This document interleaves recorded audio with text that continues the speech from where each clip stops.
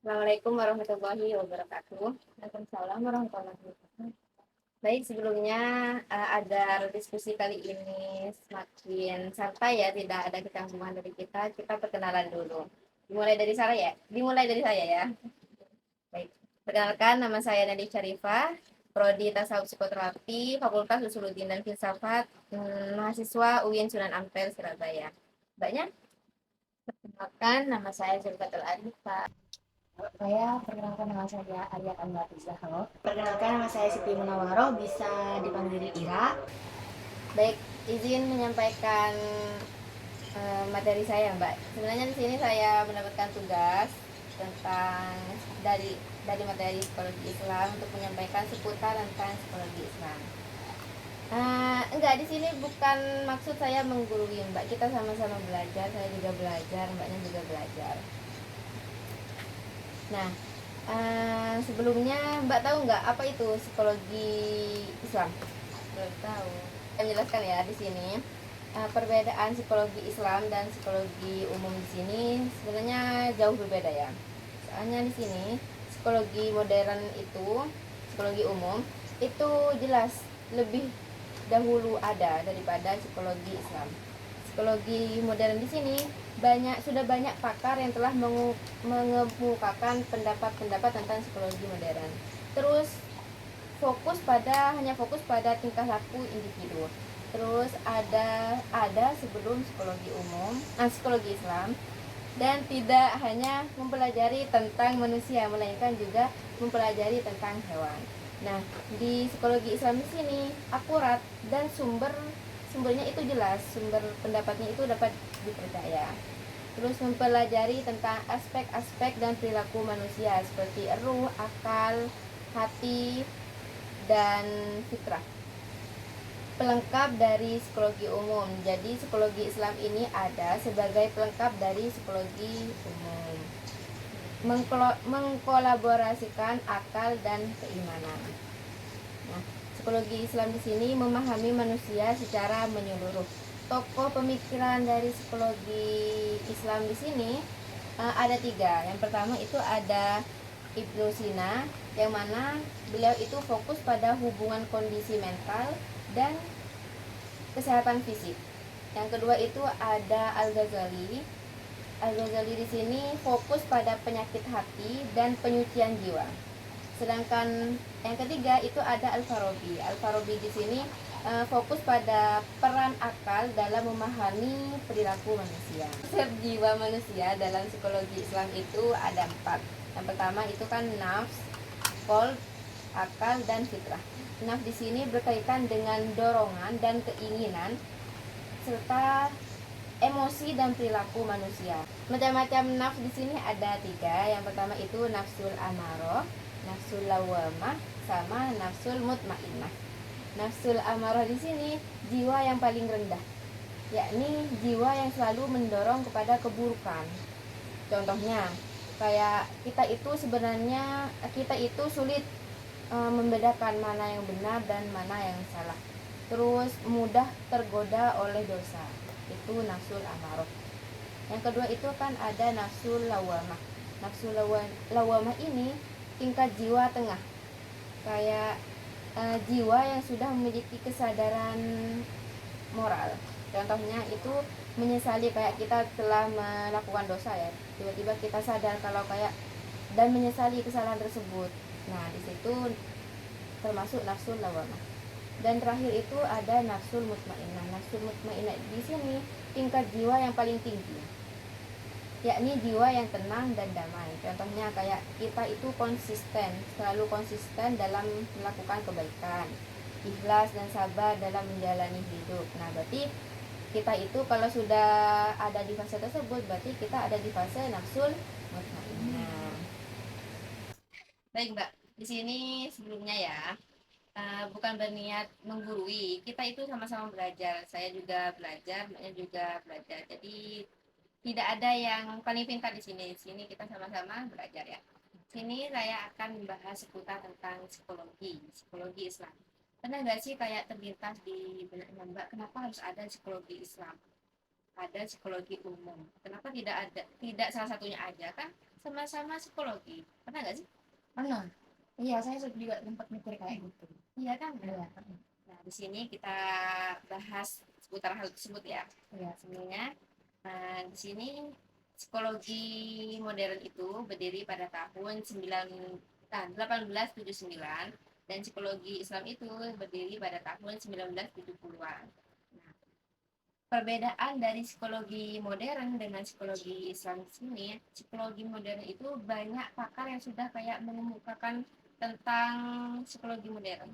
Terus fokus pada tingkah laku individu, ada sebelum psikologi Islam. Terus tidak hanya mempelajari tentang manusia, melainkan juga kayak membahas tentang hewan. Terus kalau psikologi Islam di sini akurat dan sumbernya itu jelas. Sumbernya itu bisa mengatur dari Al-Quran dan hadis itu kalau psikologi Islam. Terus mempelajari aspek perilaku manusia seperti ruh, nafs, kol, akal dan fitrah.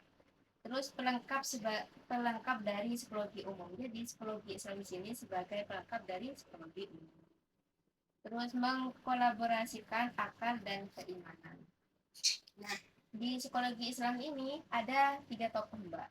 Yang pertama itu ada Ibnu Sina, yang mana Ibnu Sina itu pembahasannya fokus pada hubungan kondisi mental dan kesehatan fisik. Sedangkan Al-Ghazali di sini kayak fokus pada penyakit hati dan penelitian jiwa. Terus yang ketiga itu ada Al-Farabi. Nah, untuk Al-Farabi di sini fokusnya pada peran akal dalam memahami perilaku manusia. Nah, konsep manusia itu dalam psikologi Islam itu ada 4. Yang pertama itu ada nafs, qalb, akal, dan fitrah. Nafs di sini terbagi menjadi 3 juga. Nah, yang pertama ada nafsul amaroh, yang mana nafsul amaroh di sini jiwa yang paling rendah, yakni jiwa yang selalu mendorong kepada keburukan. Contohnya, kayak kita sulit membedakan mana yang salah dan mana yang benar. Nah, itu termasuk pada nafsul amaroh. Tingkat jiwa yang paling rendah. Terus yang kedua itu ada nafsul lawam. Nafsul lawam di sini tingkatan jiwa tengah-tengah, yakni jiwa yang sudah memiliki kesadaran moral. Contohnya, hmm, menyesali kesalahan setelah berbuat dosa. Kayak kita ya, semisal kita sedang melakukan dosa, tiba-tiba setelah melakukan dosa kayak, oh ini ternyata salah ya, kayak kita sudah menyadari bahwa hal yang kita lakukan itu salah, dan itu termasuk tingkatan jiwa yang tengah-tengah, nafsul lawamah. Terus yang ketiga itu nafsul mutmainnah. Nafsul mutmainnah ini tingkatan jiwa yang paling tinggi. Gimana itu? Nah, kalau mutmainnah ini kan tingkatan jiwa yang paling tinggi ya. Berarti jiwanya itu tenang dan damai. Contohnya, kita itu sudah bisa konsisten dalam kebaikan. Terus ikhlas dan sabar dalam menjalani hidup. Berarti kita itu sedang berada pada fase nafsul mutmainnah, yakni di tingkatan jiwa yang paling tinggi.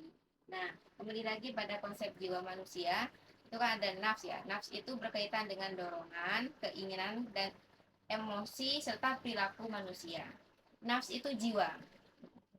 Kol kol kol itu hati. Nah, ini kesadaran batin, perasaan dan niat iman.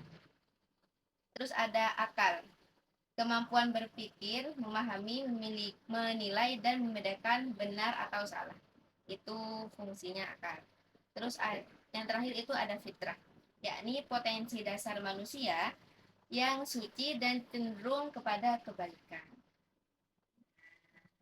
Dari penjelasan saya tadi, mungkin ada yang Mbak mau tanyakan? Hmm, mungkin perbedaannya di situ ya, antara antara apa tadi? Psikologi Iya, Islam. psikologi Islam sama psikologi modern itu. Mungkin cukup. Cukup ya? Iya. Ya, terima kasih ya untuk Mbak Mila telah Iya. mendengarkan saya. Maaf Sama-sama. juga Mbak Maaf juga mengganggu waktunya. Ya tidak, saya juga dapat pelajaran karena sudah mendengarkan saya. Tidak. Pernah gak sih kepikiran kenapa harus ada psikologi Islam? Kan sudah ada psikologi umum, kenapa harus ada psikologi Islam? Pernah nggak Mbak? Pernah. Nah, di sini saya akan membahas seputar. Tapi di sini jangan nyangkanya saya yang menggurui Mbak. Kita itu sama-sama belajar. Mbaknya juga mendapat ilmu baru. Saya juga sama-sama belajar. Kita sama-sama belajar ya. Nah, di sini perbedaan psikologi Islam sama psikologi modern di sini.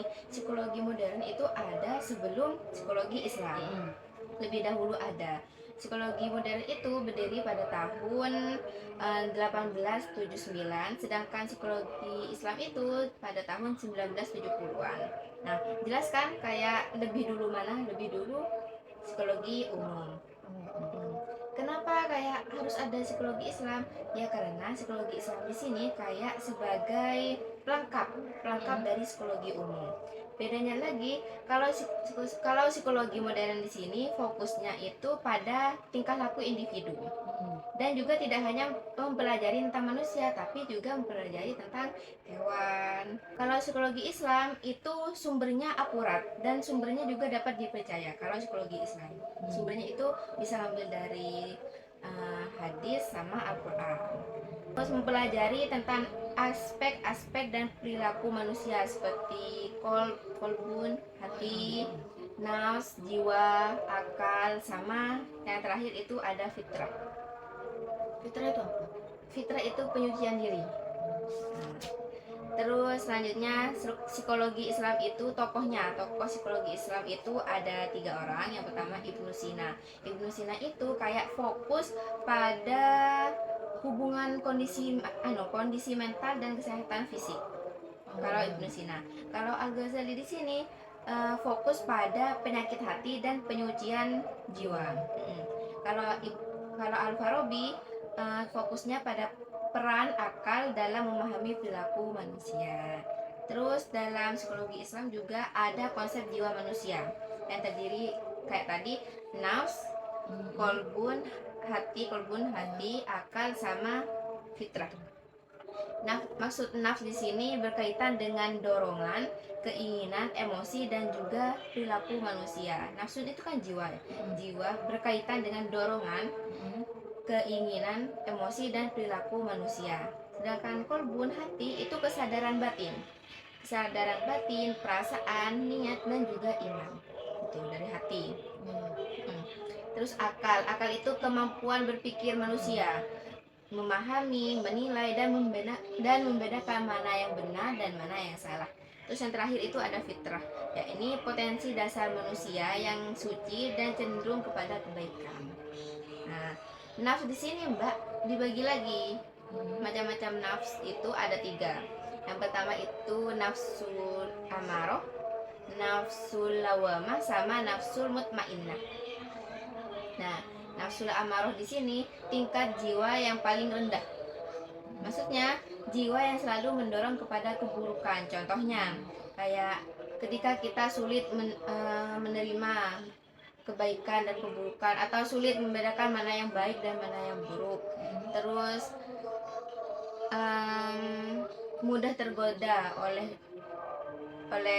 perkara-perkara dosa. Nah, itu termasuk jiwa tingkat rendah, yakni nafsul amarah. Terus yang kedua ada nafsul lawamah, itu tingkat jiwa yang tengah-tengah. Maksudnya di sini jiwa yang sudah memiliki kesadaran moral, kayak kita sedang melakukan kesalahan dan kita sadar bahwa itu dosa dan berniat untuk memperbaikinya. Nah, itu kita berarti sudah ada di tingkat nafsul lawamah, tingkat jiwa tengah-tengah. Terus yang terakhir ada nafsul mutmainnah. Nafsul mutmainnah di sini tingkat jiwa yang paling tinggi, yakni ini jiwa yang tenang dan damai.